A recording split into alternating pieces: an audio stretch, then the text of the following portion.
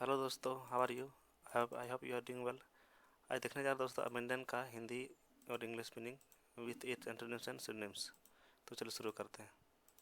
Abandon, abandon इसका English meaning होता है दोस्तों टू गिव अप या लीव समथिंग कम्प्लीटली।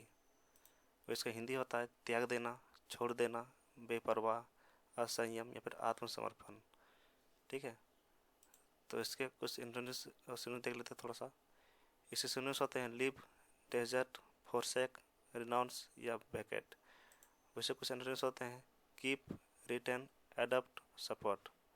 ठीक है, आगे देखते हैं किस यूज़ कर सकते हैं किसी सेंटेंस में। हमारा एक सेंटेंस है I just abandoned my house. मैंने हाल फिलहाल ही अपना घर को छोड़ा है। ठीक है, तो इस तरह हमने देखा अबेंडन का हिंदी इंग्लिश मीनिंग, एंटोनिम्स और सिनोनिम्स और एक एग्जाम्पल भी। तो ऐसे ही और वीडियो के लिए चैनल सब्सक्राइब करें। Thanks for watching the video. Thank you.